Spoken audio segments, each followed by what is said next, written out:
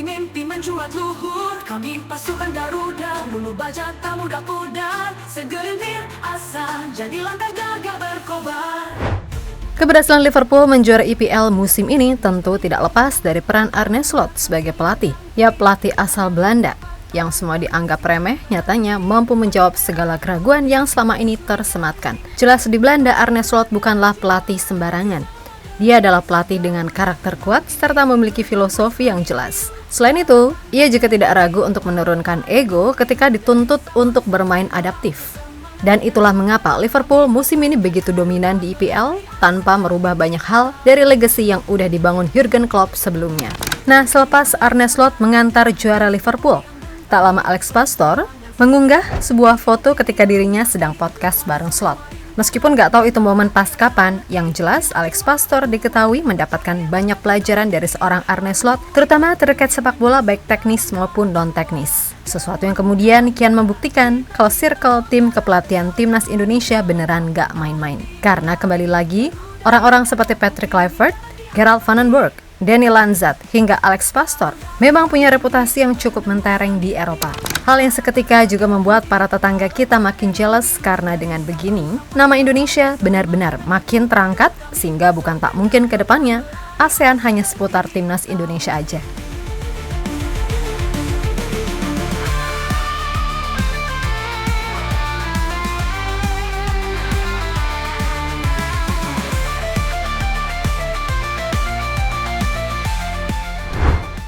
Meskipun sempat diwarnai kontroversi, akan tetapi pelan-pelan tujuan dari PSSI mengganti pelatih mulai terlihat arahnya kemana.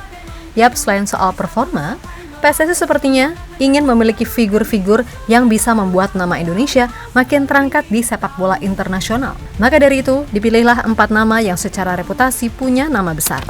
Patrick Kluivert, semua tahu biar punya wajah yang imut dan kalem, tapi dia semasa bermain adalah legenda besar yang pernah membela klub-klub ternama seperti Ajax, Barcelona, ataupun AC Milan. Selain itu, di Timnas Belanda, dia juga dikenal sebagai salah satu penyerang terbaik yang pernah dimiliki tim di oranye. Itulah mengapa soal koneksi Kluivert punya banyak sekali kenalan terutama dari tokoh-tokoh sepak bola ternama, seperti Clarence Seedorf, Xavi, ataupun Iniesta. Dan berkat nama besar serta kepribadiannya yang humble, membuatnya jadi mudah akrab serta diterima. Seperti kemarin ketika ia melihat pertandingan Oxford, yang mana di sana Kluivert tampak harmonis banget, saling lempar candaan ke Graeme Souness, mantan pemain serta pelatih Liverpool.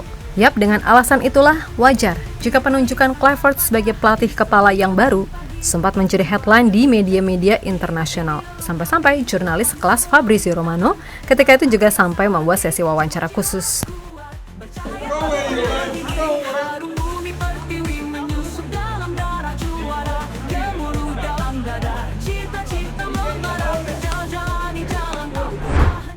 Lebih lanjut soal Danny Lanzat, namanya juga nggak kalah besar.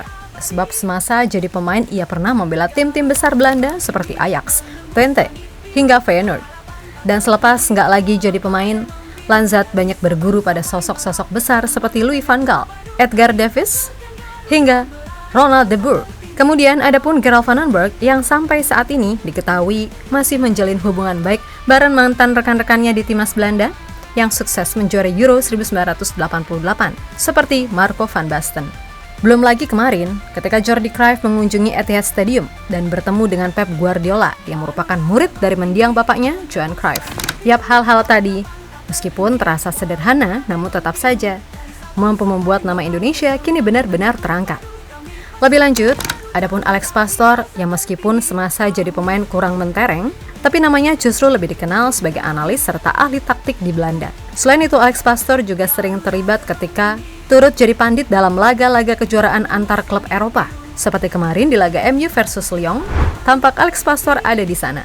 Serta gokilnya, dengan lantang, ia turut melontarkan kritik kepada kapten MU sekarang, Bruno Fernandes. Kemudian Alex Pastor juga sering banget diundang ke acara-acara diskusi atau talk show, dan pernah satu meja bareng sama salah satu legenda Belanda juga, Wesley Sneijder.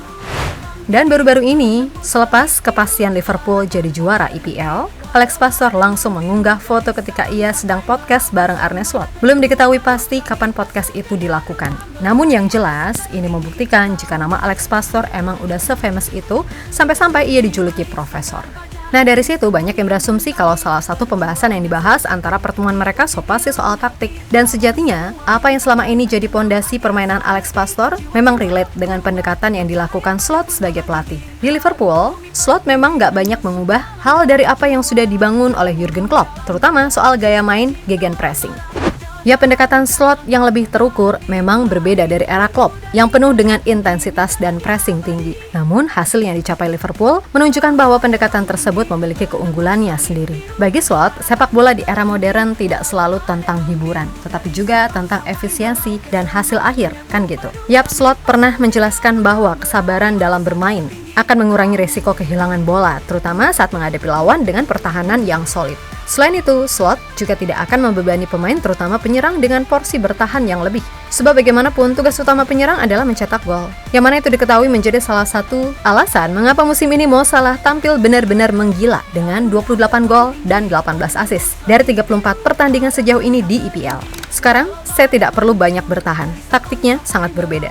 Saya bilang kepadanya, selama Anda mengistirahatkan saya dalam bertahan, saya akan memberikan yang terbaik dalam menyerang. Saya senang saya melakukannya. Dia banyak mendengarkan dan Anda dapat melihat statistik saya. Ucap Mo Salah, usai mengantar Liverpool jadi juara IPL musim ini. Yap, apa yang menjadi pendekatan Arne Slot sepertinya memang diterapkan betul oleh Alex Pastor di timnas Indonesia.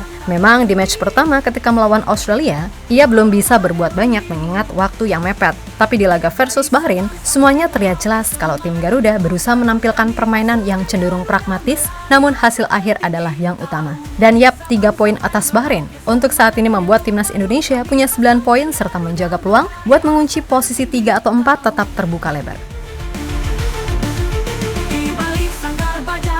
Sembunyi embun pagi, perjuangan sejati diukir di relung hati, lawan semua rintangan, tak kenal arti rasa letih, jiwa-jiwa kuat, bercahaya pada purnama gigi, harum bumi pertiwi menyusup dalam darah juara, gemuruh dalam dada, cita-cita membara, terjalani jalan tak pernah henti berlari, Garuda di dadaku kini. Yap, terlepas dari apapun, pokoknya kita harus bangga punya jajaran pelatih dengan reputasi ternama di Eropa tanpa harus menjelek-jelekan pelatih sebelumnya. Dan melihat ini semua, so pasti para tetangga jadi tambah jengkel karena sekarang nama Indonesia benar-benar banyak disorot. Selain itu, mereka juga khawatir jika ke depan ASEAN hanya soal timnas Indonesia aja. Tapi ya gimana? Kalau nggak mau itu terjadi, ya ayo sama-sama berbenah untuk maju.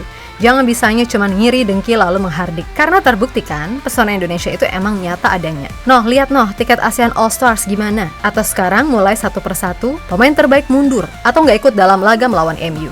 Mana nyalahin Indonesia pula? Ya salah panitia sendirilah. Kenapa harus MU? Tahu timnya lagi mbapuk gitu, ya kali orang nggak malas liatnya. Mana ASEAN All Stars juga isinya juga bukan pemain yang benar-benar terbaik. Lantas apa yang mau dilihat? Oh Nana, halah, blegadus. Intinya, timnas Indonesia apapun caranya harus terus bergerak maju. Di luar nanti hasil di round 3 gimana, yang penting perjalanan di depan masih panjang. Untuk itu, jangan cepat puas karena kembali lagi, kita belum memastikan apa-apa. So, buat semua elemen timnas, tetap semangat dan sukses selalu. Oke, kita Garuda. Dari Sabang sampai Merauke, semangat menyatu padu kami pasukan.